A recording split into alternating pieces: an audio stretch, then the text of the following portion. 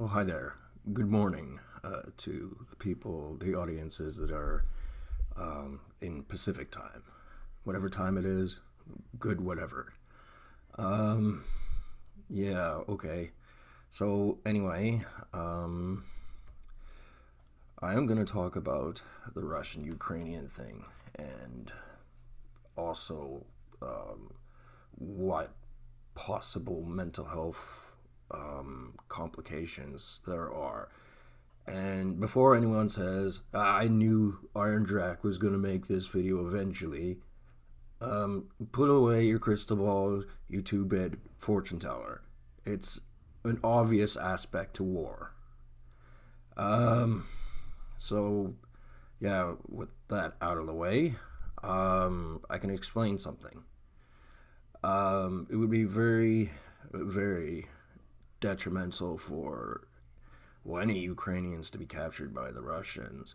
But should Russia conquer all the parts of Ukraine, if not the whole thing, um, from the Ukrainians, there would be a number of civilians in what would be captivity.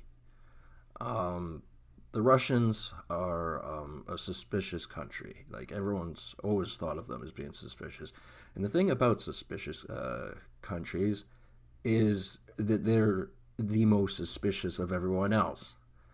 Kind of like the United States, kind of like China, kind of like India, kind of like any major power. They are all very suspicious places, and yet they act like they have the right to be the most suspicious of everyone else. Well, there might be some justification for that. Anyway, these so called potential Ukrainian civilians, the Russian Federation will never trust them to not turn into insurgents at some point.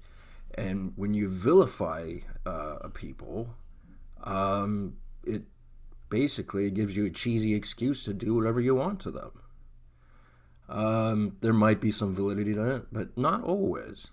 And, you know, they will consider, like, anyone who believes they're still Ukrainian who is in the new part of Russia, we'll call it, they may diagnose them as having a mental illness because it's the easy thing to do. And in doing so, they can control people better. They can draft laws that are very controlling and detrimental to the Ukrainians that would be living there. And even if you cross all your T's, dot all your I's, and switch to the Cyrillic language, um, they still will never trust you. And you know, in that, um, it'll be more like an occupation zone rather than being part of Russia. And that's actually kind of spooky stuff. Like, I won't delve too far into it, but mental health, there are a few things I happen to know about it. If you've seen a few of my earlier videos, I don't really like to talk about mental health and myself anymore. I separate that when I'm talking about what's going on in the world or this, that, and the other. It's got nothing to do with me, except that I'm making this video.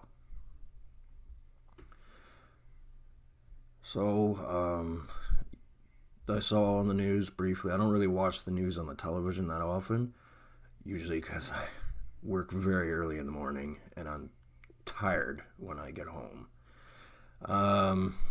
However, they did say that somewhere in the Donbass region that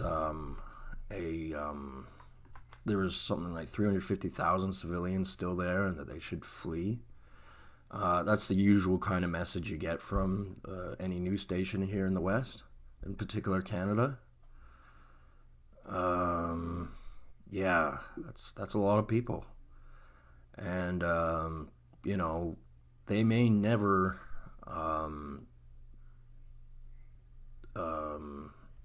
conquer all of Ukraine or even get most of their citizens, but the ones they do get, they're going to be quite merciless to them. And that is just very sad. So, yeah, I'm going to leave it at that and talk to you people later. Have a good one.